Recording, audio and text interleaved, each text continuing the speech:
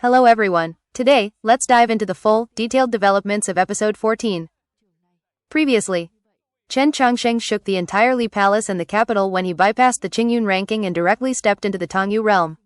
This unprecedented feat meant that if he were to be ranked, it would only be on the Dianjin ranking, something never seen before. His rise immediately reminded people of legendary figures like Wang Jis from the past. While Luo Luo, Xu Yurong, and Xu Shanjun had all once dominated the Qingyun ranking, Chen Chongsheng's path went even further beyond imagination, leaving the entire world stunned and sparking endless discussions. Episode 14 begins. As Chen Chongsheng and his companions left the Li Palace, a massive crowd surged forward like a tidal wave. Although they were held back by the overwhelming pressure of Jin Yulu, the people continued shouting, cheering, and even trying to push closer, creating a chaotic yet passionate scene. Their admiration for strength and genius was unmistakable.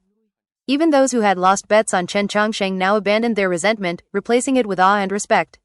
Eventually, under the strict order maintained by Li Palace officials, his carriage managed to depart amid thunderous cheers that echoed through the streets. Inside the carriage, Chen Chongsheng quietly looked back at the Li Palace bathed in the evening light. In that fleeting moment, he caught sight of Luo Luo, and also the solitary figure of the Pope. That image caused the faint smile on his face to gradually fade. Shortly after, a conversation with Tang 36 revealed an important truth. The reason no factions were competing to recruit him anymore was because he was already betrothed to Xu Yurong. This engagement acted as a barrier no one dared to cross. Meanwhile, Xu Shiji returned to his residence in a cold and unreadable state of mind. Though Chen Chongsheng's victory brought glory, it also stirred complicated emotions within him, hinting that beneath the surface of celebration, deeper tensions were quietly forming. After the grand examination ended, Xu Shiji received countless congratulations, but behind those polite words lay mockery and irony.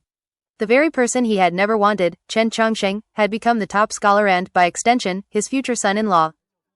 That night, under a cold spring rain, he gradually calmed down and made a surprising decision, to host a simple family banquet on the day the results would officially be announced. Even his wife was shocked, sensing that this seemingly ordinary decision carried deeper intentions. At the same time, Chen Chongsheng's victory completely overturned the gambling scene in the capital. Countless people lost everything due to unexpected outcomes, while major gambling houses suffered devastating losses. Massive bets placed on Chen Chongsheng, from the Orthodox Academy, the Pope's faction, and especially the Tang family of Wenshui, forced enormous payouts. Some establishments were pushed to the brink of collapse, while those who backed him became the biggest winners.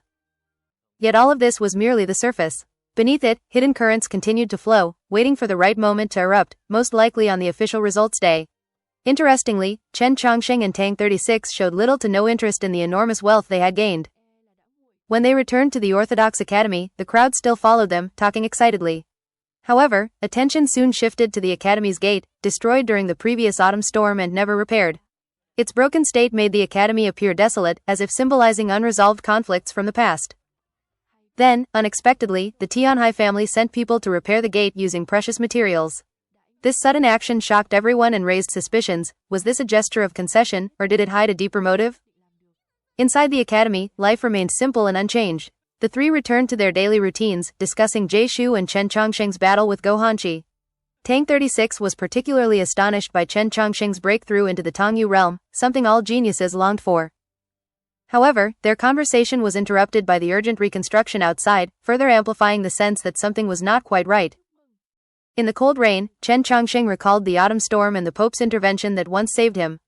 This memory led him to reflect more deeply on the intricate relationships between powerful factions, realizing that nothing was as simple as it appeared. Despite becoming the top of the grand examination, their dinner remained modest. Tang 36 complained about the lack of celebration, while Chen Chongsheng remained calm, only promising to drink 2 cups on the official results day. Thus, a day that shook the world ended quietly and without extravagance. That night, under a peaceful sky, Chen Chongsheng bathed and gazed at the stars. From loneliness and despair, he had reached a place of hope and stability. Looking toward Lingen Pavilion in the distance, he thought about what awaited him and chose to temporarily set aside the complexities of power struggles. The next morning, everything seemed normal, until Jin Yulu arrived with stacks of invitations and gifts from powerful figures across the court and the Orthodox Church. In just one night, Chen Chongsheng's status had transformed completely. Even the academy gate had been fully restored, signaling that the capital's attitude had shifted dramatically. Chen Chongsheng understood that such a change could not be explained by his title alone. There had to be deeper reasons behind it.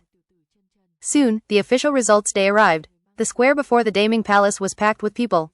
Cheers, ceremonial music, and the cracking of whips filled the air as names were announced one by one. Familiar figures from major academies appeared, with only a few surprises, such as Jay Shu failing to make the list. Tang 36 received particularly loud cheers, especially from the women of the capital. Finally, the top rankings were revealed. Zhang Wei placed third, Go Hanqi second. Then came silence as everyone awaited the champion. Chen Chongqing stepped forward in simple robes, calm and unassuming, yet becoming the undeniable center of attention. In a shocking moment, the Pope himself appeared to award the crown. Under a divine light, he personally placed the thorn plum crown upon Chen Chongqing's head. This act not only confirmed his status but also elevated his reputation to unprecedented heights, causing the entire crowd to erupt in cheers. However, behind this glory lay deeper tensions. The Pope and the Holy Empress began to grow wary of each other. Chen Chongqing's identity was tied to a hidden past involving a bloody political incident more than a decade ago. The Pope's open support hinted at deeper connections, forcing the Empress to reconsider everything. Later, Chen Chongqing visited Xu Shiji's residence. The banquet was simple yet cold. During the meal, he revealed his true purpose, to break off his engagement with Xu Yurong. Xu Shiji did not accept immediately and instead demanded that he meet Xu Yurong in person. At the same time, Xu Shiji revealed the truth about Chu Shanjun. He had not participated in the exam because he had secured control over Zhou Garden, a strategic treasure left by a legendary powerhouse. This achievement overshadowed even Chen Chongqing's victory. Despite this, Chen Chongqing remained unwavering. His decision to break the engagement was personal, not based on status or comparison. As more was revealed about Zhou Garden, its importance became clear. It was not just a treasure trove, but a place filled with inheritances left by countless powerful figures. Only those in the Tongyu realm could enter, making it a battlefield for the younger generation. Chen Chongqing decided to aim for it with his companions. Yet his priority remained unchanged, resolving the engagement. That night, he entered the imperial palace and walked alone toward Lingan Pavilion, his true objective from the very beginning. Inside, he faced an overwhelming pressure that nearly crushed his spirit. After enduring it, he obtained a mysterious white torch and began examining the legendary portraits of historical figures. When he reached the 8th portrait, Wang Ji's, his emotions finally stirred. Using hidden light, he investigated further and discovered a secret mechanism within the wall. Carefully cutting into the stone, he uncovered a hidden box protected by an extremely complex mechanism. After a long and intense effort, he finally unlocked it. Everything he had done, from leaving Xining to entering the capital, was guided by his master, Ji Daoren, whose identity now seemed far more mysterious than he had ever imagined.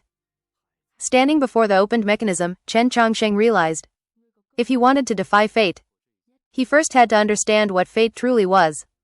And that concludes episode 14. Don't forget to subscribe to the channel to catch the latest episodes.